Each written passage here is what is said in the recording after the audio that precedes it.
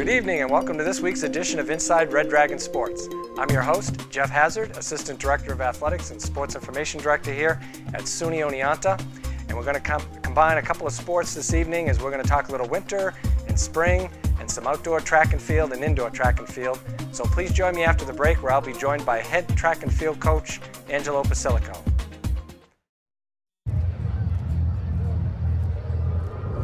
Looking for these? You drive buzzed. It could be one very expensive ride. First, you gotta make bail. Then pay me to get your car back. Your insurance premiums will go through the roof. And my legal fees just keep adding up. All told, it could end up costing you $10,000. Buzzed, busted, and broke. Because buzz driving is drunk driving. Welcome back to the show. Joining me now in studio is head track and field coach Angelo Basilico. Welcome back to the show, Angelo. Hey, thanks for having me back, Jeff. Yeah, you're kind of a regular now. Yeah, something like that, right? You said this a couple months ago. Yeah, but it's because it's all year long. I mean, we start with cross country and we go all the way through track and field. And before we get into track and field, we certainly have an opportunity now to congratulate you on your fall season and the season that the women had. I mean, I know when we had you on in the fall, you really were excited at the opportunity that you thought your women would perform well enough to get to the NCAA championship meet, and you did, first time ever, first men's or women's cross-country team to do that. Why don't you talk a little bit about that experience? It was tremendous the whole season. You know, we had big goals for the programs. Women, we got second at the SUNY meet, which we hosted. We thought we would have put on a little bit of a stronger showing for second than we did, but we came out that's kind of where we thought we were going to finish as it got closer. And we knew we could run better at regionals. We went into the regional meet. It's a tough region. There's some very strong programs, but what was nice is we knew that this was the first year that you had no limit on how many at-large bids could come out of a region. So we knew that we were good, and if we ran well at regionals, that we'd be considered, no matter what place we finished, for at-large. And so the women finished fifth, which was the program highest, and we were good enough. And they actually ended up taking 6 teams out of the Atlantic region, which really shows the depth of our region. And it was excellent for the men as well. Men, they finished 7th, and that was the highest men's finish ever. But it was just an awesome experience, just for the senior ladies in the team that have really grown the program on the cross-country side. Just seeing how much we've gotten better over time. And you know, we had 4 freshman girls on the starting line at the national championships. So that tells me we're not going anywhere anytime soon. So we really think we can get back to NCAA's next year. And on the men's side, we've got a lot of young talent. So we did it once, and we did it with the ladies. So now we're going to try to, the goal next year, see if we can get 2 teams to nationals. Yeah. So now you got to think that as you transition, because all these runners move right into track and field. How do you think that will affect our overall, team there? Last year with the women, we do have large rosters. Yep. But last year with the women, maybe we didn't finish as high as we thought we would like to, or what we've done in the past. Do you think that kind of depth on that side, cross country wise, will help us for track this year? Yeah, one of the things that I realized last year was we just didn't have enough female distance runners. You get to track and field, and there's just so many different events, and we knew that was going to be an area that we needed to strengthen in order to be more competitive as a team at the conference level in indoor and outdoor track and field. So we've got a lot more depth this year on both sides for distance, and it's tough for them. It's indoor track coming off of cross country, especially now going one week later into the season for those ladies. So we took a conservative approach, gave them a little bit of some time off, taking our time, rebuilding them over the winter break. And things are going okay so far, getting started with the season. So we are optimistic that we can score a tremendous amount of points in the distance events. And one of the nice things of having such a talented team and more of them is we don't have to worry about, okay, it's a conference meet, you got to run 4 events for us to score some points.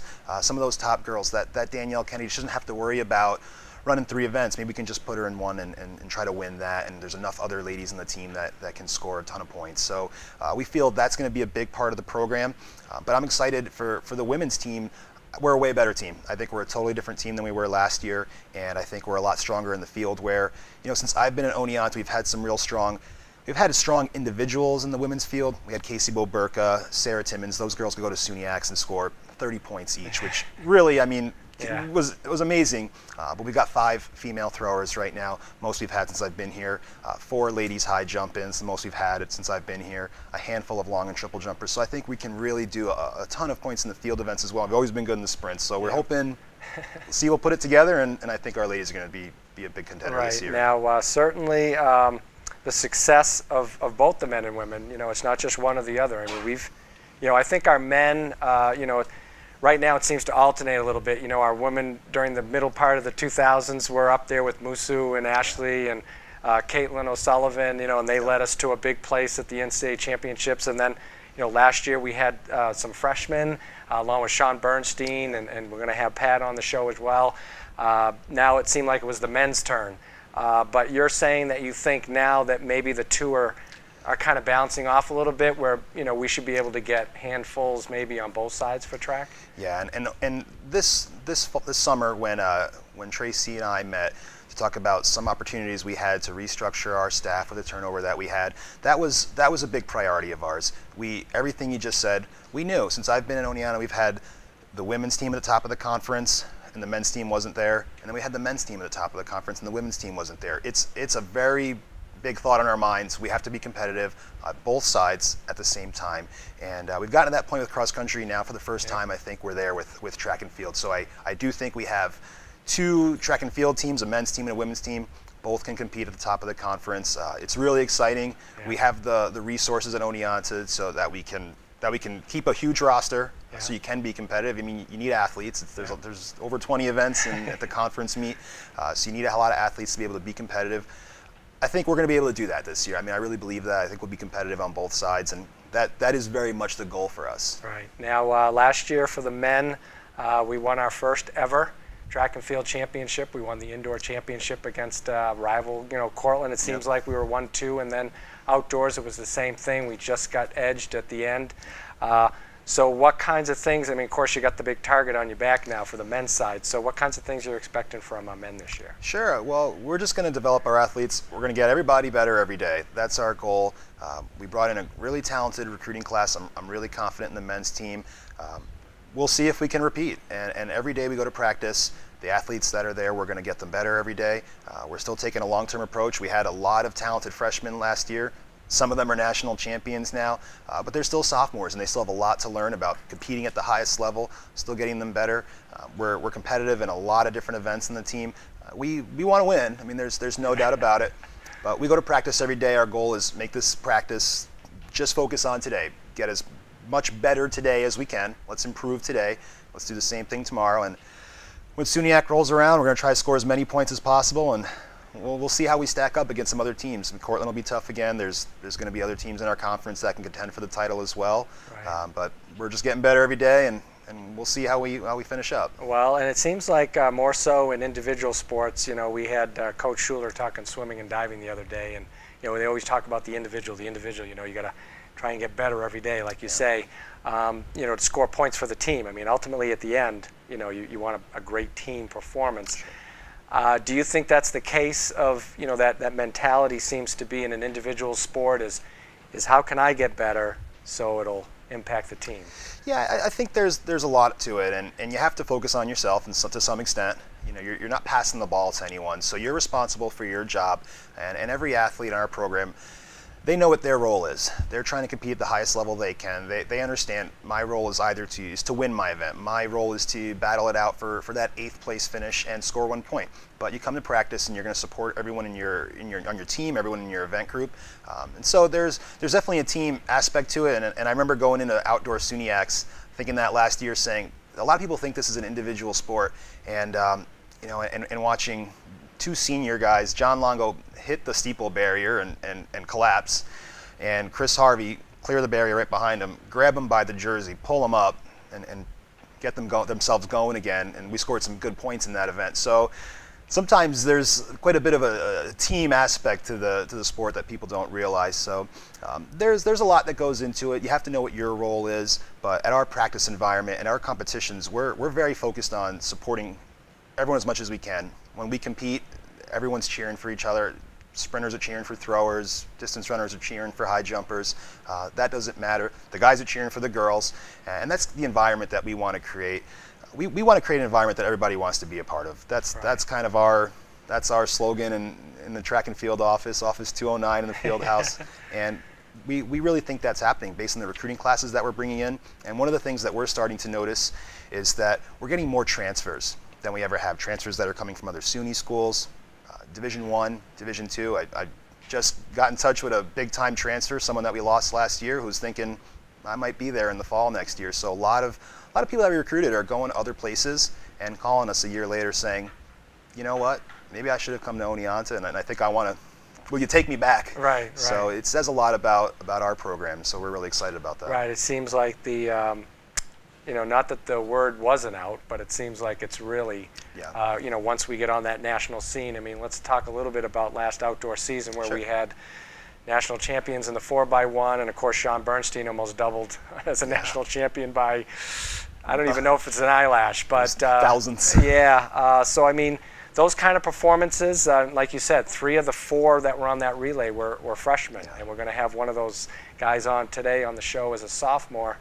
I mean, how does that impact your whole team atmosphere? I think the number one thing that it does is it tells you can be a freshman and you can still compete at the highest level. You don't have to wait until you're a junior, until you're a senior. And one thing that I tell our athletes when they're young is don't run out of next year's. We don't want athletes to say, I'm going to get this next year, I'm going to do that next year, because you'll run out of next year's. College goes by quick. Yeah. So you can compete at the highest level right away if you're doing all the right things, if you're listening to the coaching staff, training as hard as possible. I think it's an inspiration to the team. When athletes that are freshmen, and Pat was a sophomore there in the hammer throw, competing with just some big time seniors, and that was a crazy day. What he threw to finish 9th would have won many years. So I think it does inspire a lot of the younger athletes to know that, hey, if I go in there and I'm working hard from day one, who knows how much I can accomplish. And some of those athletes were very good at high school. I mean, Joe Carr was a New York State champion, so we had high expectations for him, but some of the other guys were not state champions and really moved themselves up quite a bit, and now they're some of the toughest guys in the country. Well, that it seems like you know, once they get here, probably being around someone like a Sean Bernstein, who, hey, you know, he's at the top, he's won a national championship, has to influence everyone, not just the men, but you know, your ladies as well. Yeah. I think there's an expectation, and we see it in each event group on our team, in those training cohorts that we have on the team. There's an expectation. There's a standard of performance, and the bar just keeps getting set higher and higher. And that's what I love about the sport, and that's what I love about this team. Someone sets the school record, and then the next year someone goes after and tries to break it. Now, Sean Bernstein's school records, those, I don't know, they're pretty quick. They might stick around for a while, but there are standards of performance, and we just keep trying to raise the bar. And the younger athletes in the team, they're looking at that senior and saying, okay, look what they did, and if I got the same opportunities to do that, and maybe I can break their school record and get to nationals, finish, you know, win a national title. So, you know, Sean was the NCAA track and field athlete of the year, so that's a pretty high. He set the bar pretty high. Yeah. But maybe someone can do that as well. Well, he had to overcome our, you know, who's now our assistant, Joe Reed. I mean, Joe Reed set the bar because he was winning all these SUNY championships, and he was on our first relay team that won a national championship. So, you know, the next guy is probably there, you know, and we hope so. We hope that those guys and gals all get to that point, and we know they will because we know how hard they work. So we want to wish you the best of luck and health and success during indoor and outdoor season this year, and thanks for coming by tonight. Thanks for having me, Jeff. All right. I'd like to thank head track and field coach Angelo Pasilico for coming by tonight. And after the break, I'll be joined by sophomore men's track athlete Tom Wheeler. Get your ass suit. You're not in here. Yes, I am. Move. Give it to him hard. No. Every day, kids witness bullying. Why are you stabbing me with it? No. They want to help, but don't know how. Oh, Teach your kids how to be more than a bystander. Visit stopbullying.gov. Welcome back to the show. Joining me now in studio is sophomore men's track athlete Tom Wheeler. Welcome to the show, Tom. How you doing? Thank you. Why don't you tell us a little bit about yourself? I'm a sophomore from Rocky Point, Long Island. That's on the Suffolk side. and I'm majoring in psychology. Okay. And first, I guess we have an opportunity to also congratulate you on being part of our National Champion Relay. I know we did a lot of stuff on campus for you guys, but it's great to have you on the show to talk about that experience. So that's where I'd like to start. I mean, what kind of an experience was that for you as a freshman? It was huge, to be honest. It's basically like the highest, well, it is the highest you can go for track and field, and it definitely made the entire season. It's one of those things where you don't forget it, and it's like a feeling you get that you always want to get again. Yeah. So it just kind of motivates you to just keep trying as hard as you can every day and get better in anything you can. So as a freshman, you know, because Coach Basilico said, you know, our freshmen aren't really freshmen. I mean, they're asked to do things. They're expected to do things right away. I mean, when you came to Oneonta, I mean, did you expect to do that, win a national championship in your first year? No, honestly, I didn't. I figured I would I kind of sit, you know, behind everybody and just kind of get better. And then, you know, my upperclassmen years, junior, senior year, you know, do what I did my freshman year pretty much. But, yeah, now we're in a position, especially the sophomores who won, and not even. We have, you know, Micah Patterson and Steve Kuznia, who are really good athletes. And we're all kind of in like a leadership role. Yeah. Freshmen follow us, and, you know, what we do kind of ripples through that. Right. So. Now, right, because, of course, that group included Joe Carr. Yep. And, you know, of course, Sean Bernstein and hurdler Jake. LGN. Yeah. And so, I mean, all you guys coming back, I mean, you say you want that feeling all the time. I mean, so when you're training, you know, together with these guys and gals, because we train together, I mean, you know, do you guys talk about it? Do you laugh about it? I mean, we definitely talk about it. And, you know, especially indoors when running the gym, we have that banner now. Yeah. So that's a nice reminder. But, yeah, we're also like a good friend group, you know. We like everyone's friendly with each other. So we talk about it, and after, like, you know, after meets, if someone did, like, you know, bad, we talk to them about it. It's not something that we sweep under the table. Right. It's always something like, you know, you did this wrong. Yeah. You should do this next time. Do you think that impacts other things that you do, like academics and? Absolutely. Yeah. I feel like if you're like successful in anything, it causes more success. Yeah. So being, you know, a good athlete would make you a better student. Just through like the feeling of success, pretty much. Right, because of course, you know, you guys are go, go, go. I mean, the track and field season, because it carries from, I mean, you guys kind of start informally, you know, doing things in October, and but yet you don't end until Memorial Day. Yeah. How does a long season grind on you? It gets hard at times. Yeah. You have to be very dedicated to go through it, but that's why you have your team there for you. Yeah. You know, they're there for support. And, you know, when you're really hating that season, they're there to remind you why you're doing it. How can you feel like last year? I mean, you had never gone through it, really. I mean, I don't know. I would have to say the intensity of training, you know, collegiately. I mean, I know what you guys do for workouts in the weight room and, you know, outdoor and stuff like that. You probably didn't do anything similar to that in high school. No. So did you feel yourself maybe getting a little fatigued or tired at any point during last year that you could work through? I did, especially because last year our winter season was a couple meets longer. Yeah. And that's why Sean was such a big like influence on the team. Because, you know, if Sean ever heard that, like, you know, you really didn't want to go to the meets or something like that, Sean was there to put you back in line. Right. And, you know, even motivate you pretty much. Right. So. So Sean, not only through his performance, you know, being a role model, you felt that last year his leadership, you know, just to get you guys pumped and ready to go, especially, you know, indoor when we won the SUNY. I mean, you know, that was that right there was kind of the first beginning of what a huge season we had that carried over, you know, to outdoor season. And Sean, you know, is certainly helping us out this year. I mean, is he still involved with you guys in the training? Very much so. I was actually talking to him today about my 60 this weekend. And he was telling me, like, you know, what time he thinks I should run, and I better run that time. You know, he's kind of like an older brother that way. Yeah. He's always pushing you to do more than you think you can. Now, what, because you do, you know, your sprints or whatever in the relays, is there an event that you like better than another, or do you think that you're more suited for? I would say more suited for the 400. That's what I train for mostly, and that's what I'm trying to qualify for nationals this year in my individual event. Okay. But I run the 60 in SUNY, I can run the 200, 4x4 obviously, so whatever I can run for the team to get points, I'll run. Right. So. Well, then that's, again, Coach was talking about that same thing, is even though it's an individual sport, it's, everybody wants to perform so they can get 1 point, 2 points, because you never know, right at the end. Exactly. It could be that 1 or 2 points. Anything in this year? You said that you were maybe hurt a little bit at the beginning of the season. I mean, you seem like you're recovered. You put your first meet under your belt, and you're ready to go as we head into the, I guess you'd say, almost the midpoint of our indoor season, with SUNY's about a month away. Yep. It's getting pretty close. Yeah. I think it's like 3 or 4 meets now. Yeah. But so everyone is trying to like work out the kinks. Yeah. From the summer, especially, and we're trying to get that conference championship again. Right. Now, do you much. find that you have to, you're training, you taper, train hard, you know what I mean, to peak for those certain meets? I mean, is the SUNY just a peak on the way to nationals? We definitely try to peak.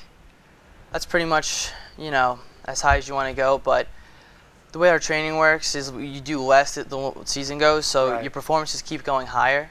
So even in the 4x1, we peaked at SUNY, and then we peaked again at nationals. Right. So. Which is hard to do. Yeah. I mean, when you think about it, you have to, you're competing the hardest you can to get that SUNY, and then all of a sudden, a month later, you actually surpass that at nationals. But I would have to say that the adrenaline's flowing a little more at nationals. Yep, absolutely. I think that helps. And there's always something you can work on, even if like you're not going to get stronger. You could fundamentally do something better than you did last time. So. Right. Well, listen, we certainly, again, want to congratulate you on your successful freshman year. And, hey, you got 3 years left, man. And we hope that you'll do even more and accomplish even more and help our program continue to stay where it is. Thank you. Well, thanks for coming by. Thank you. I'd like to thank sophomore Tom Wheeler for coming by tonight. And after the break, I'll be joined by junior Patrick Weinert. Bethany Ann Doak. Ian Donnelly. Kirsty Lynn Duthit. Welcome back to the show. Joining me now in studio is men's field athlete, junior Patrick Weinert. Welcome to the show, Patrick. Thanks for having me. Why don't you tell us a little bit about yourself?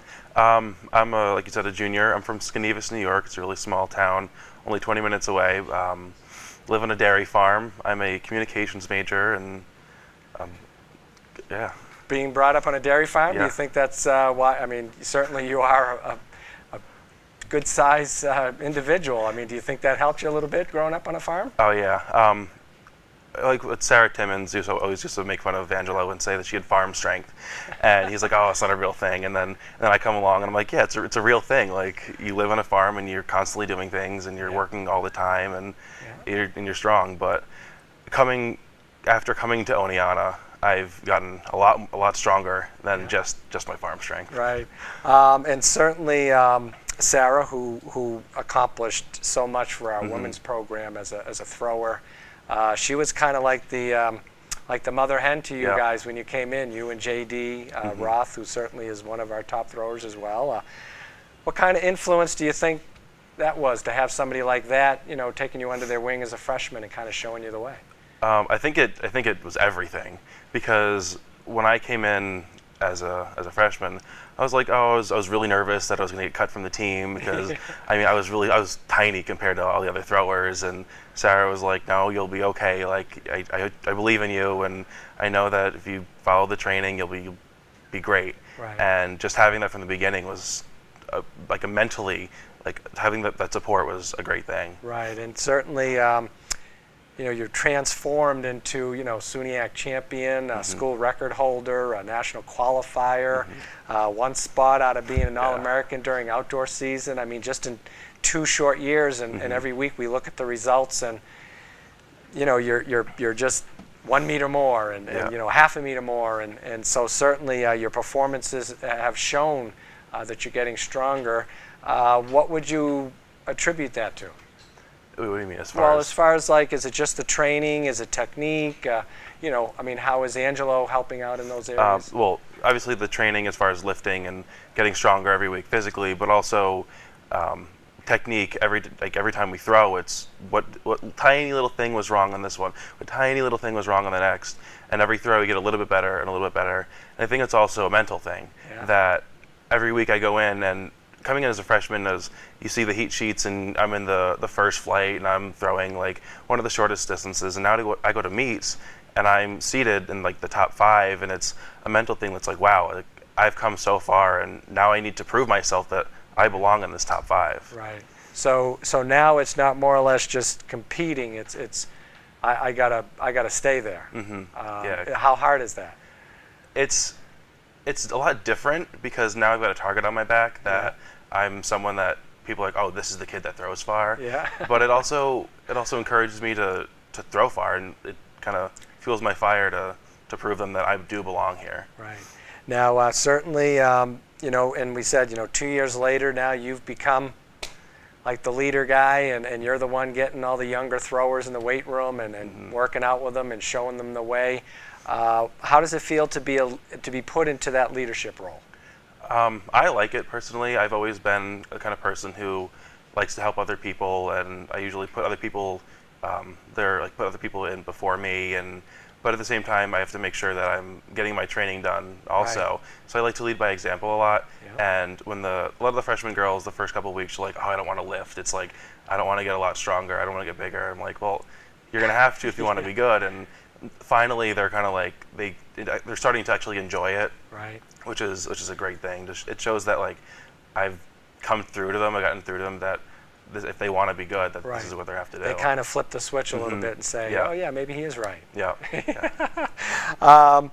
And leadership, certainly, you've been a leader in our department, and you've had opportunities to do some things within our department and outside of our department, participating in, you know, seminars and workshops and things. And last fall, you had a chance to represent us at the NCAA Student Athlete Leadership Forum in Providence, Rhode Island. 4 days, right? It was 4 days of. It was a great time. Yeah. Can you tell us a little bit about that? Well, I mean, like you said, it was 4 days long, and each day it was athletes of every sport, D1, D2, and D3.